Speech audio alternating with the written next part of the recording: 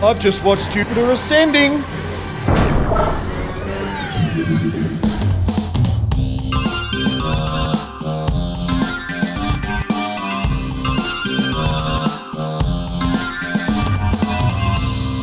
Any of you guys remember those rare behind-the-scenes interviews with the Wachowskis when the Matrix DVD was first released? Can we call them Wachowskis, or should it be Wachowski LGBTs? Oh, fuck, I don't know. I remember them saying... Every idea we've ever had in our entire lives is in this one film. Well, it looks like they did pretty much the same thing with Jupiter Ascending, except this time they appear to have gotten their ideas from a homeless, alcoholic, paranoid conspiracy theorist who was presumably paid in capfuls of methylated spirits and a lifetime supply of tinfoil. I mean, the movie contains grey aliens, reptilians, humans as food, and the kind of overarching alien world domination agenda that feels ripped right out of a particularly paranoid David Icke lecture. Whoa, he thinks the world's run by lizards. Anyway, don't get me wrong. I'm a normal dude with healthy dreams and desires, so I fantasize about having a galactic princess that looks as hot as Mila Kunis cleaning my toilet as much as the next guy. Total bullshit. Oh, I mean, let's start with Jupiter Jones. Firstly, her fucking name. Please call me Jupe. Okay, Jupe, great nickname. If I ever need to refer to your vagina at some point, I really hope that I do, can I call it Jukebox?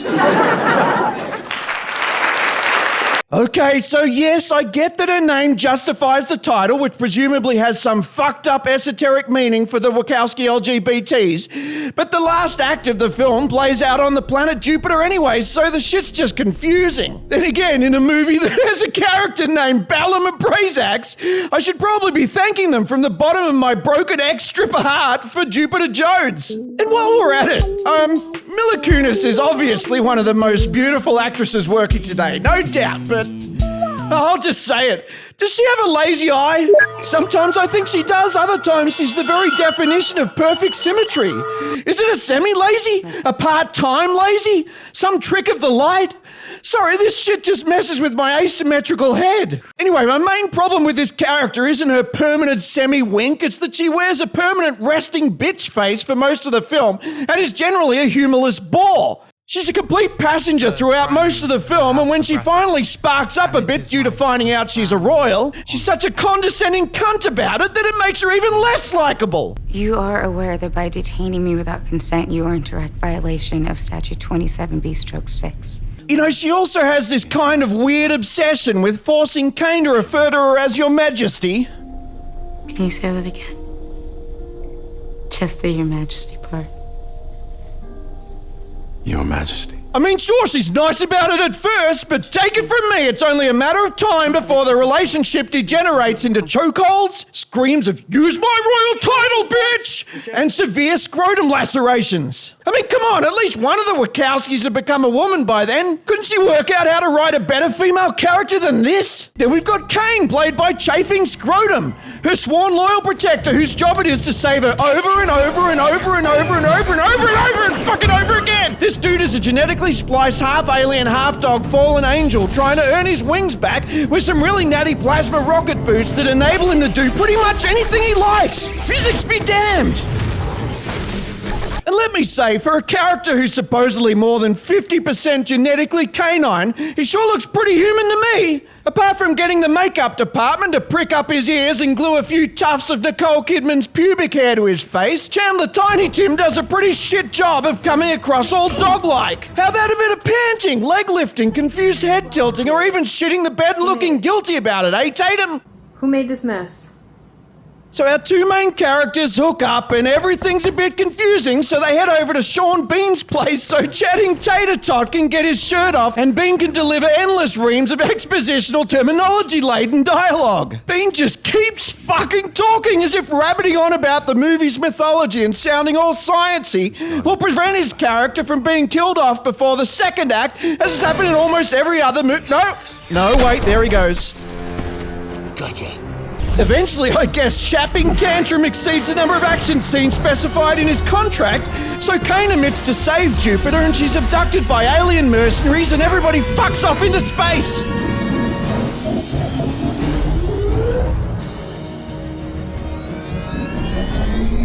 And if it wasn't fucked already, Jupiter then meets her family and discovers she was elite alien royalty all along, and that the family business is harvesting bodily fluids from people so that other elites can achieve eternal youth by bathing in human jizz. Holy crap. You know, I tried to convince my girlfriend of that once. Didn't end too well. Oscar winner Eddie Redmayne turns in a fucking bizarre performance as the main bad guy. Seriously, he sounds like an old man getting a blowjob from a high-class hooker, but is too off his face drunk from overindulging in cheap port that he's unable to come. I mean, listen to it, it's exactly like that. Even complete with angry random outbursts of extreme sexual frustration. He and his equally evil siblings spend most of their screen time discussing the miracle of human jizz and lauding Earth as a beautiful and valuable planet, but at the same time bashing the human race at every opportunity. Why all the human hate, Abraxases? What did we ever do to you? It's almost enough to set off my elite agenda detector. Because that's what they want, peeps. They want you to hate your own species and blame humanity for every evil they impose upon the Earth for their own gain and to perpetuate their own power and influence. It's all our fault, don't you see? We're wrecking the planet with carbon, the building blocks of life, and simultaneously the most toxic substance on the planet. It's responsible for global warming, climate change, or whatever flavor of the month scientific babble they are using to describe it these days. It's not industrial pollution or our corporations' addictions to and perpetuation of fossil fuel-based energy sources that's the problem. It's the rest of us having warm showers and using plastic bags that's the real cause. There's no need to invest in renewable biofuels or clean technology because it's people farting and shitting like crazy that's the real problem. Sending methane into the air to trap heat in and make us all in danger of death for having the temperature rise 1 fucking degree. It's the farts! The farts! How can we stop them? Only one way, peeps, a massive reduction of the farting and shitting population of the planet. To get back to the numbers suggested by R.C. Christian on the Georgia Guidestones, under 500 million. And which 500 million get to survive? I'll give you one guess. It's probably not you or I or anyone you care about. It's the elite bloodline families who have been planning this for generations and are just waiting for their moment to pounce and implement the great cleansing of the ages. Yeah, anyway, if you like lazy explanations, Those buildings will be rebuilt by tonight. bizarre tonal shifts, I think you dropped something. and inappropriate sexual complexities, I have more in common with the dog than I have with you.